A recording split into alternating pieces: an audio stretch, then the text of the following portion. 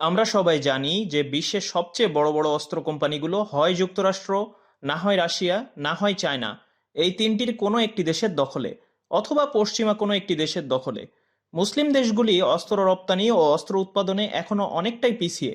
তারই মধ্যে 2010 সালের আগ পর্যন্ত বিশ্বের শীর্ষ 100 অস্ত্র কোম্পানির ভেতরে মাত্র একটি মুসলিম অস্ত্র কোম্পানি স্থান করে নিয়েছিল।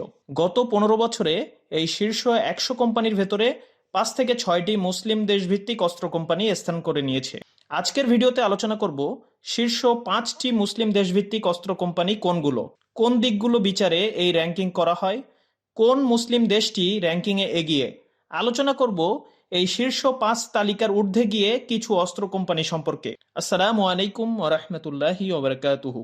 সাধারণত অস্ত্র কোম্পানিগুলোকে র্যাঙ্কিংয়ের আওতায় আনা হয় কোন কোম্পানি রপ্তানি থেকে কত বেশি আয় করেছে তার উপর নির্ভর করে। সাধারণত র্যাঙ্কিংয়ের এই কাজটি করে থাকে সুইডেন ভিত্তিক একটি আন্তর্জাতিক গবেষণা প্রতিষ্ঠান SIPRI, Stockholm international piece research institute এবং ডিফেন্স নিউজ নামে একটি গবেষণা ভিত্তিক ওয়েবসাইট। সেরা 5 মুসলিম দেশভিত্তিক অস্ত্র কোম্পানিগুলোর মধ্যে 5 নম্বর স্থানে রয়েছে তুরস্কের MKE, machine and chemical industry, ও ASFAT, military factory and shipyard enterprise, যা ডিফেন্স নিউজের র্যাঙ্কিংয়ে 84তম স্থানে রয়েছে। এই কোম্পানি দুটি 2023-24 সালে 905 মিলিয়ন ও 656 মিলিয়নের অস্ত্র রপ্তানি করে।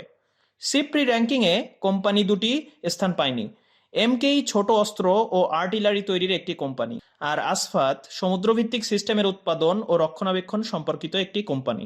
সেরা 5 মুসলিম দেশভিত্তিক অস্ত্র কোম্পানির তালিকায় চতুর্থ স্থানে রয়েছে টিএআই, টার্কিশ অ্যারোস্পেস ইন্ডাস্ট্রি, যেটা 2024 সিপ্রি র্যাঙ্কিংয়ে 78তম স্থানে রয়েছে এবং ডিফেন্স নিউজের র্যাঙ্কিংয়ে এটি 50তম স্থানে জায়গা পায়।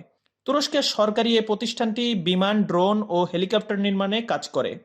এই কোম্পানিটি তুরস্কের 5ম প্রজন্মের ফাইটার জেট কান ফাইটার জেটের কাজ করছে এবং এই কোম্পানিটি আকসুঙ্গুর ও আঙ্কা 3 এর মতো ড্রোন তৈরি করেছে।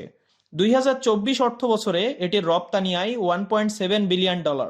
কিন্তু 2025 অর্থ বছরে এখনো যদিও সিপ্রি র্যাঙ্কিং প্রকাশ করা হয়নি, তারপরেও এই কোম্পানিটি ইন্দোনেশিয়ার সাথে 48টি কান ফাইটার জেটের $10 বিলিয়ন একটি চুক্তি সম্পন্ন করেছে ইতিমধ্যে। তালিকায় 3য় নম্বরে যে কোম্পানিটি রয়েছে সেটি হচ্ছে তুরস্কের Roketsan company. SIPRI top 100 company র্যাঙ্কিংয়ে 2025 সালের তথ্য অনুযায়ী এটি 71তম স্থানে রয়েছে এবং এটি ডিফেন্স নিউজেও স্থান পেয়েছে। সম্প্রতি আমরা তুরস্কের টাইফুন ব্লক 4 হাইপারসনিক ব্যালিস্টিক মিসাইলের উদ্বোধন দেখেছি, যা এই রকেটসান কোম্পানিরই নতুন আবিষ্কার। 2023-24 অর্থ বছরে এই কোম্পানিটি রপ্তানি আয় $1.2 বিলিয়ন এবং তালিকায় দ্বিতীয় স্থানে যে কোম্পানিটি রয়েছে তুরস্কের বাইকার মেশিনারিজ।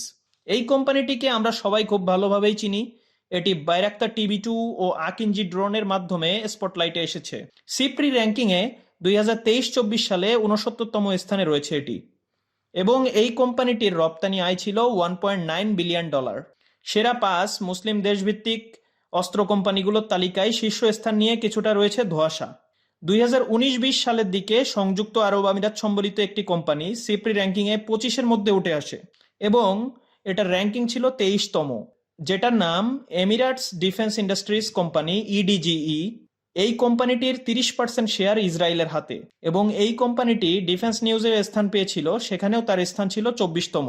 কিন্তু পরবর্তী বছরগুলোতে এই কোম্পানিটি সেরা 100 অস্ত্র কোম্পানির তালিকার ভেতরে স্থান পায়নি। যে কোম্পানিটি মুসলিম দেশগুলোর ভেতরে 24-25 অর্থ বছরে সবচেয়ে এগিয়ে আছে সেটি হচ্ছে তুরস্কের আসেলসান কোম্পানি। এটি সিপ্রি র্যাঙ্কিংয়ে 54তম স্থানে রয়েছে।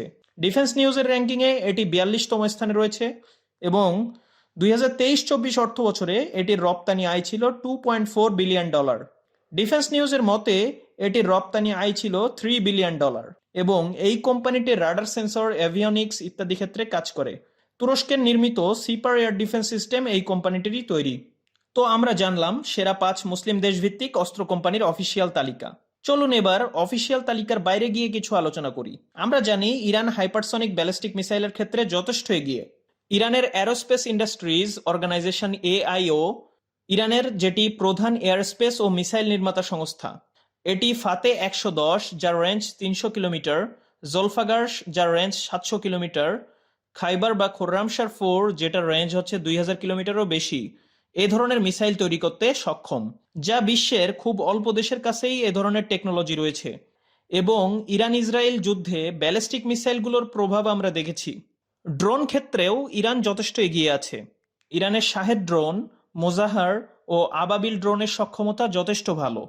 ইরান এই ড্রোনগুলো রাশিয়া, ইথিওপিয়া, ভেনেজুয়েলার মতো দেশগুলোর কাছে রপ্তানি করেছে। আর্মেনিয়া, আলজেরিয়া, সার্বিয়া, তাজিকিস্তানের মতো 22টি দেশ এই ড্রোনের জন্য অলরেডি অনুরোধও করেছে ইরানের কাছে। এবং বিভিন্ন পশ্চিমা নিষেধাজ্ঞা থাকায় সিপ্রি র্যাঙ্কিং বা ডিফেন্স নিউজের মতো প্ল্যাটফর্মে ইরান স্থান পায় না। অন্যদিকে পাকিস্তানের state owned company Pakistan aeronautical complex PAC JF-17 thunder Burraq drone, radar এবং অ্যাভিওনিক্স সিস্টেম নিয়ে কাজ করে, যা মায়ানমারের মতো দেশগুলোর কাছে এক্সপোর্ট করেছে পাকিস্তান। খুব বেশি রপ্তানি না হওয়ায় পাকিস্তানের এই কোম্পানি শীর্ষ 100 অস্ত্র কোম্পানির সারিতে স্থান পায় না। তুরস্ক 2020 থেকে 2024 সময়কালে বিশ্বব্যাপী অস্ত্র রপ্তানিতে 1.7% শেয়ার নিয়ে 11তম স্থান অর্জন করে, যা 2015 থেকে 19 সময়ের 0.8% থেকে দ্বিগুণ বৃদ্ধি। এবং 2024 সালে তুরস্কের অস্ত্র রপ্তানি থেকে $7.2 বিলিয়ন ছাড়িয়ে যায়, যা আগের বছরের তুলনায় 29% বৃদ্ধি প্রদর্শন করে। বিশ্ববাজারে তুরস্কের অস্ত্র কোম্পানিগুলোর রিকগনিশন থাকার কারণে এগুলি শীর্ষ 100 অস্ত্র কোম্পানির ভেতরে উঠে এসেছে। এবং তুরস্কের অস্ত্র কোম্পানিগুলো 2025 সালে অনুষ্ঠিত আন্তর্জাতিক অস্ত্র মেলায় প্রদর্শনীর মাধ্যমে এবং বিভিন্ন দেশের সাথে চুক্তি স্বাক্ষরের মাধ্যমে পূর্ববর্তী বছরগুলোকে তারা ছাড়িয়ে যাবে বলে ধারণা করা হচ্ছে। বিশ্বে মুসলিম দেশগুলির অস্ত্র কোম্পানিগুলোর আরও এগিয়ে যাওয়া উচিত কিনা আপনারা কি মনে করেন? এবং আপনাদের মতে কোন কোন দেশের একসাথে কাজ করা উচিত কমেন্টে জানাতে পারেন আপনাদের মতামত। আজকে এখানেই বিদায় নিচ্ছি। আরও এই ধরনের ভিডিও পেতে আমাদের সাথেই থাকুন। ডিফেন্স ডায়নামিক্স সত্য প্রচারে কুণ্ঠিত বোধ করে না। ভালো থাকুন, সুস্থ থাকুন।